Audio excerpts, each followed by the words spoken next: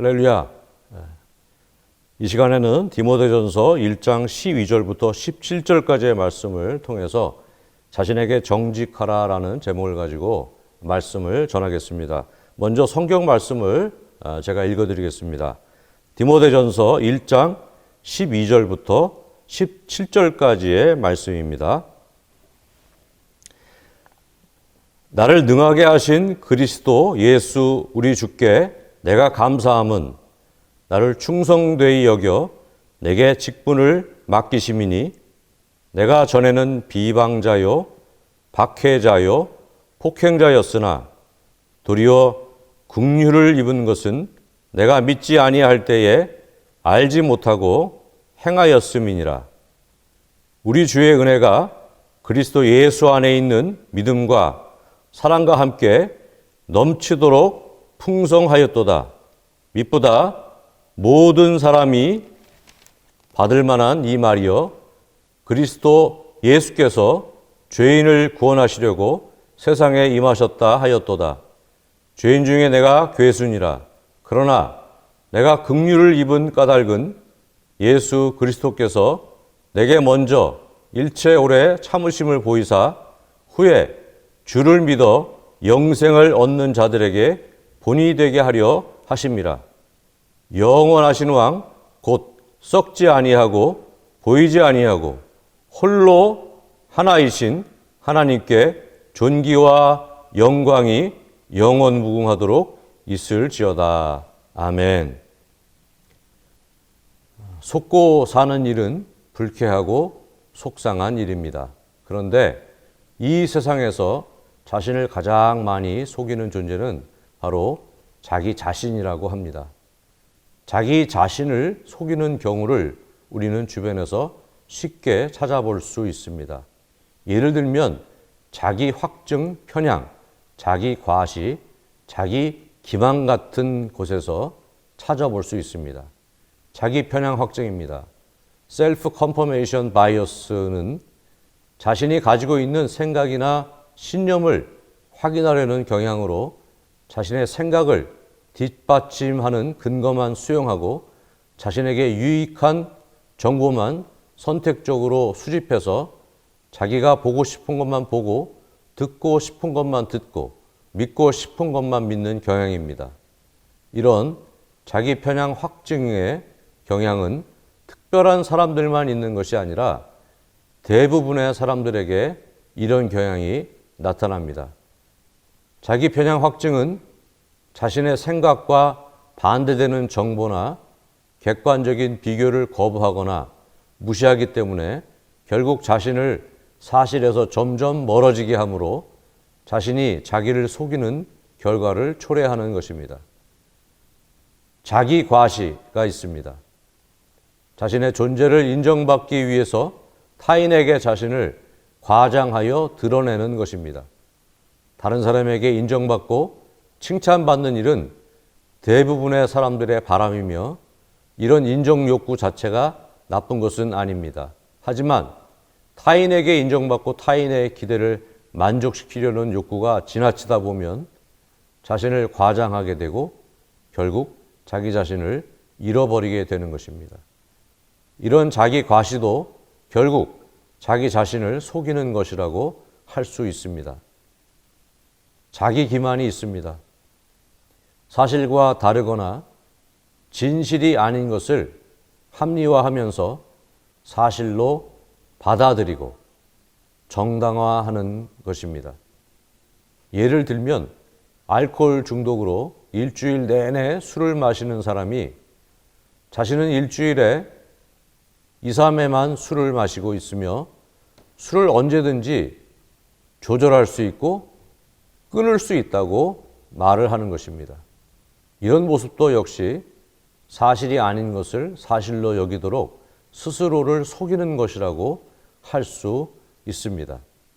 이런 자기 편향 확증, 자기 과시, 자기 기만 등은 우리 모두가 일상에서 누구나 쉽게 할 수 있는 그런 행동입니다.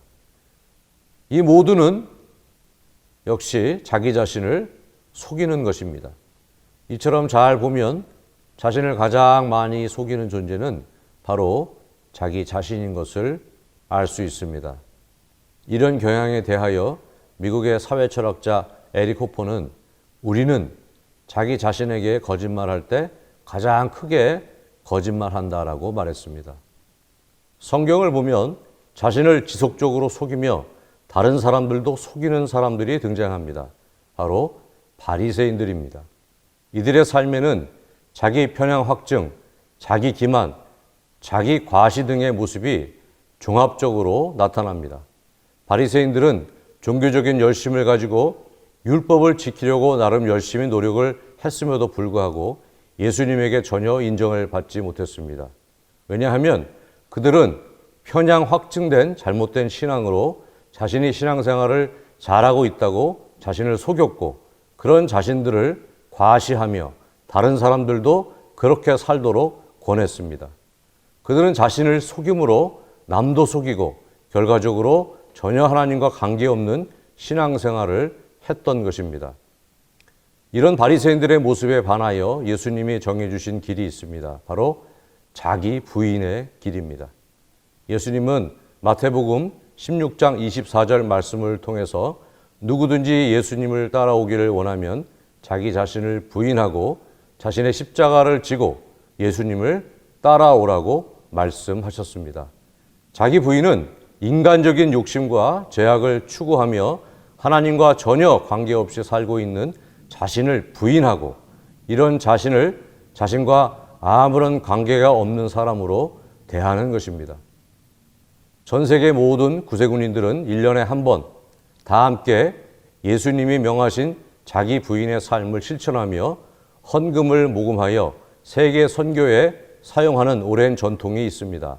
이 헌금 모금 캠페인을 우리는 Self Denial Appeal이라고 말합니다. 직역하면 자기 부인에 대한 초청, 자기 부인에 대한 호소 등으로 표현할 수 있을 것입니다. 특히 한국 구세군에서는 이 헌금을 모금할 때 일정 기간 금식하고 돈을 모아서 세계 헌금을 합니다. 금식을 통해서 육적인 자기 만족을 추구하려는 자신의 욕망을 부인하고 대신 그곳을 그리스도의 사랑으로 채우는 것입니다. 전 세계 구세군인들은 금식뿐만 아니라 여러 가지 방법으로 예수님을 따르는 자기 부인의 삶을 실천하고 세계 선교를 통해서 예수 그리스도의 복음을 전하고 있습니다. 자기 부인은 하나님 앞에서 자신을 진실하게 보는 것으로 시작됩니다. 그렇게 보게 된 자신을 미화하거나 포장하지 않고 그대로 자기 자신에게 알려주는 것입니다.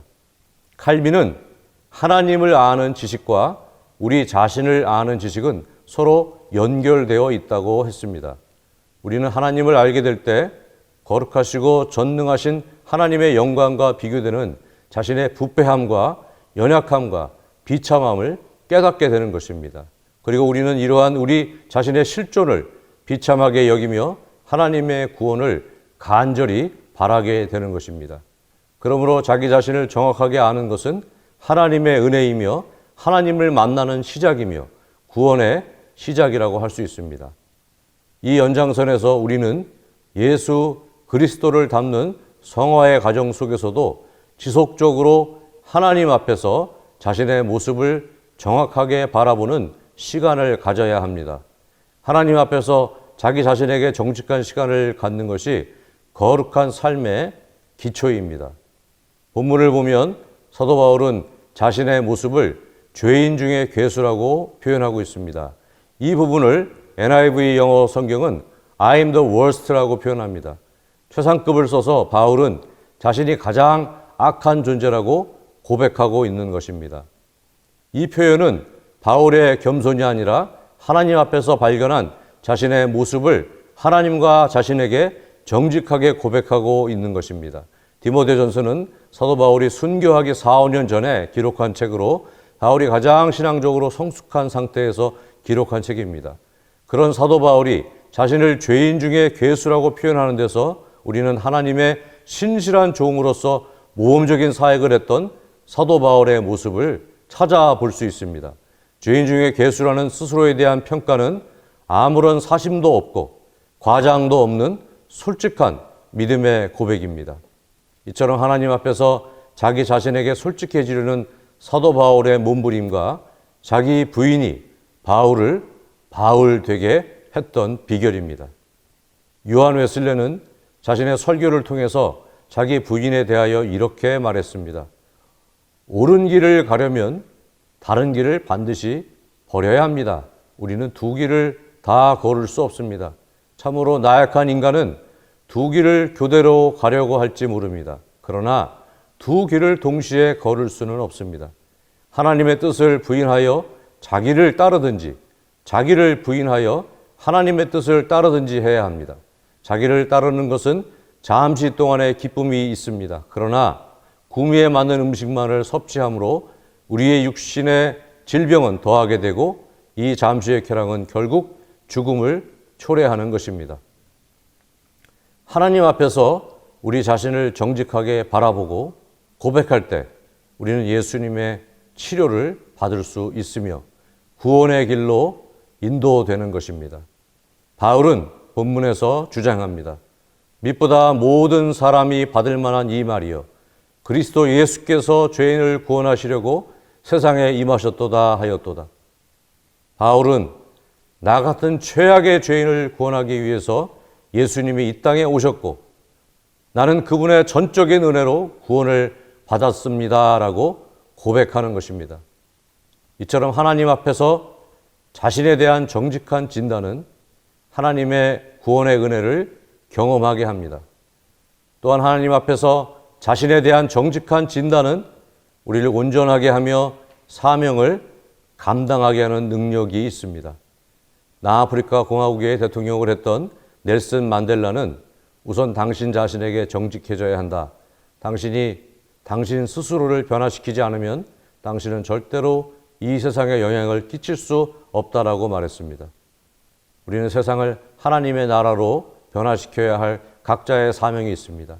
이 사명을 감당하기 위해서 우리는 우리 스스로를 먼저 하나님 나라의 지배를 받는 하나님의 백성으로서 하나님 앞에서 우리 스스로에게 먼저 정직해져야 합니다. 죄에 대한 정직한 고백과 우리의 옛사람에 대한 부인은 우리로 하여금 하늘의 자원을 풍성히 공급받게 하는 것입니다. 이사야서 6장을 보면 이사야 선지자가 하나님을 만나 하나님의 영광을 경험합니다. 하나님의 성전을 가득 뒤덮은 긴 옷자락과 주변에서 하나님을 찬양하는 스랍 천사들의 모습을 보면서 그때 이사야의 입에서 처음 나온 말은 화로다 나여 망하게 되었도다였습니다. 이어서 그는 자신은 입술이 부정한 죄인이라고 고백을 합니다.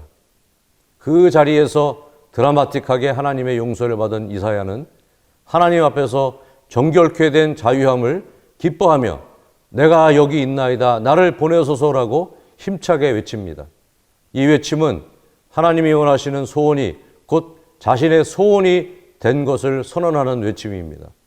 이사야 선지자는 하나님 앞에서 처음으로 자신의 죄가 얼마나 치명적인 것인가를 분명히 깨닫게 되었고 그 자리에서 그 치명적인 죄를 용서받은 그 구원의 기쁨과 감격이 그를 사로잡은 것입니다.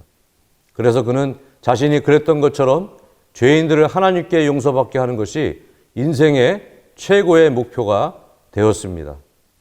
이런 외침과 소명을 우리는 예수님을 만난 사마리아 여인에게서도 발견할 수 있습니다. 이 여인에게 무슨 사정이 있었는지는 모르지만 그녀는 6번째 남편과 살고 있었습니다. 당시에는 여성이 먼저 이혼을 제기할 수도 없는 시대였고 재혼도 쉽지 않은 상태임을 감안할 때 그녀는 언제 버림받을지 모르는 상태에서 6번째 남자와 매우 불안한 동거를 하고 있었음을 짐작할 수 있습니다. 다른 사람과 마주치지 않아도 되는 뜨거운 한낮에 우물을 찾아 물을 깃던 여인은 예수님을 만나 대화를 나눕니다. 그런데 갑자기 예수님이 이 여인의 남편을 불러오라고 말씀하십니다. 그때 이 여인이 대답합니다. 나는 남편이 없나이다. 이 고백은 그녀가 가장 하기 싫은 그러나 가장 정직한 자기 자신에 대한 고백이었습니다. 여섯 번째, 남편과 살아야만 하는 그녀의 삶은 고난과 슬픔과 절망과 좌절과 무력감과 생존에 대한 두려움으로 가득한 지옥과 같은 삶이었을 것입니다. 그러나 그녀는 이렇게 고통받고 있는 자기 자신과 정직하게 대면하지 못했습니다. 자신에게 정직하지 않은 사람은 흔히 범하는 쉬운 잘못 중에 하나가 희생양을 찾는다는 것입니다. 끝까지 자신이 옳고 옳은 사람이라고 주장하는 사람들은 자신이 옳지 않거나 잘못되었음을 발견했을 때 다른 어떤 핑계를 찾는다고 합니다. 아담은 자신이 선악과를 먹은 이유를 하와에게서 찾았고 하와는 뱀에게서 찾았습니다. 자기 자신은 전혀 선악과를 먹고 싶지 않았다고 거짓말을 하는 것입니다. 이 사마리아 여인은 자신의 삶의 고통의 원인을 남편들에게 찾았을지도 모릅니다. 그런데 삶의 고통의 근본적인 원인은 남편들이 아니라 자기 자신에 있었습니다. 그래서 그녀는 나는 남편이 없나이다 라는 고백을 통해서 자신의 모든 삶을 그대로 예수님과 자기 자신에게 고백한 것입니다. 그리고 이 고백이 그녀로 하여금 예수님이 주시는 영원한 생명을 경험하게 했고 그녀는 바로 마을로 가서 그렇게도 만나기 싫었던 마을 사람들을 적극적으로 만나서 예수님이 구원자이심을 전하는 사람으로 변화가 됐습니다. 이런 그녀의 변화에 비추어 볼 때 남편과의 관계도 개선되었을 것이라고 생각합니다. 예수님을 만난 사람의 변화는 있는 것에서 고쳐진 변화가 아니라 새 사람으로 새롭게 창조된 변화입니다. 고린도후서 5장 17절은 이렇게 증거합니다. 이전 것은 지나갔으니 보라 새 것이 되었도다. 하나님은 우리의 옛사람을 고치신 것이 아니라 새 사람으로 창조하신 것입니다. 새 사람으로 창조를 직접 하나님께 요구한 경우가 있습니다. 다윗은 시편 51편 10절에서 자신 속에 정한 마음을 창조해 달라고 하나님께 간구합니다. 시편 51편은 다윗의 회개의 시로 다윗은 충성스러운 부하의 아내를 범하고 그것도 부족해서 그 충성스러운 부하를 전장에 나가 죽게 합니다. 하나님은 나단 선지자를 다윗에게 보내서 이런 다윗의 죄를 지적합니다. 다윗은 즉시 자신의 잘못을 깨닫고 처절할 정도로 회개를 합니다. 당연한 것처럼 보이지만 한편으로는 왕의 권력으로 얼마든지 자신의 죄를 감출 수 있었는데 죄를 인정하게 되면 너무나도 부끄럽고 처참한 상황이 되는데도 불구하고 자신의 죄를 순순히 인정하고 회개를 한다는 사실이 놀라운 일이기도 합니다. 다른 사람들에게 알려지는 것이 두려워 자신의 잘못을 숨기거나 부인하며 자기 합리화를 하고 다른 사람들뿐만 아니라 자신에게조차도 거짓말을 하는 것이 일반적인 모습인데 다윗은 그렇게 하지 않았습니다. 이런 다윗에 대한 하나님의 총평은 하나님 마음에 맞는 사람이었습니다. 하나님은 우리에게 거짓이 전혀 없는 완벽함을 요구하시는 것이 아니라 잘못했을 때 자신의 잘못을 정직하게 인정하는 것을 원하십니다. 누가복음 5장 32절에서 예수님은 내가 의인을 부르러 온 것이 아니요 죄인을 불러 회개시키러 왔노라 라고 말씀하셨습니다. 예수님은 건강한 자와 의인을 부르러 오신 것이 아니라 병든 자와 죄인을 부르기 위해서 이 땅에 오셨습니다. 이런 예수님의 부르심에 대하여 사도 바울은 바로 자신이 예수님이 찾으시는 그 병든 자여 가장 큰 죄인 중에 괴수라고 고백하고 있는 것입니다. 이 정직한 고백이 사도 바울의 구원과 사명 완수의 능력이 되었던 것입니다. 자신을 하나님의 시각으로 객관화하여 자신의 상태를 하나님과 자신에게 정직하게 고백하는 것은 너무나도 소중한 일입니다. 이것이 우리의 사역의 시작이며 달려갈 길을 마칠 때까지 평생 싸워야 할 선한 싸움의 요체이며 하나님의 부르심에 대한 분명한 인식이 되는 것입니다. 그래서 우리는 매일의 첫 시간을 주님께 드리며 하나님 앞에서 우리 자신에 대하여 정직하게 고백하며 하루를 시작해야 합니다. 이 시작이 우리로 하여금 하나님의 은혜를 더욱 깊이 알게 하고 용기를 갖게 하는 능력이 되는 것입니다. 로마서 5장 20절 하반절은 이렇게 증거합니다. 죄가 더한 곳에 은혜가 더욱 넘쳤나니 우리는 자기 자신에 대한 정직한 성찰과 고백을 통해서 우리 자신의 연약함과 완악함을 더 깊이 발견하게 되고 그 크기가 크고 깊을수록 나를 구원하신 하나님의 은혜를 더 크게 깨닫게 되는 것입니다. 그리고 항상 우리의 죄보다 하나님의 은혜가 더 크다는 사실을 분명히 알게 되고 이 진리가 우리로 하여금 하나님의 은혜를 기대하며 자신 있게 살게 하며 또한 어떠한 극악무도한 자라도 함부로 정죄하지 않게 하며 매 순간 우리로 하여금 겸손하며 관용이 넘치는 사람으로 이끌어가게 되는 것입니다. 그리스도인은 언제나 자기 자신을 자신의 행위를 객관화시키는 귀와 눈을 가져야 합니다. 나의 모든 말과 행위가 하나님의 영광을 구하는 것인지 나의 욕망을 이루기 위한 것인지를 객관적으로 진단해야 합니다. 사도 바울은 자신을 객관화하는 싸움을 치열하게 했습니다. 왜냐하면 인간은 쉽게 자신을 하나님의 자리에 올려놓기 때문입니다. 서두에 말씀드렸던 자기 편향, 자기 과시, 자기 기만에는 단순히 자신을 속이는 것뿐만 아니라 자신이 하고 싶은 대로 행동하며 살고 싶다는 욕망과 선악과를 먹고 하나님과 같은 자리에 앉으려고 하는 그런 악의 욕망이 숨어 있습니다. 사단은 속이는 존재입니다. 그는 아담과 하와를 속였고 사단에게 속은 아담과 하와가 처음으로 속인 존재는 바로 자기 자신들이었습니다. 자신을 속이고 자신에게 속은 아담과 하와는 결국 선악과를 따먹음으로 하나님과 같은 자리에서 선악을 판단하려고 하는 죄를 범하게 된 것입니다. 이처럼 거짓에는 엄청나게 악한 영향력이 있습니다. 거짓은 하나님으로부터 사람들을 격리시키고 불의의 병기가 되게 하며 결국 사회 공동체를 불신의 세상으로 파괴시키는 것입니다. 거짓으로 파괴된 세상을 바꿀 수 있는 유일한 능력은 하나님의 진리의 말씀입니다. 거짓은 진리를 이길 수 없습니다. 예수님은 하나님의 진리의 말씀을 순종하심으로 거짓을 어떻게 이기는지를 십자가 위에서 분명하게 보여주셨습니다.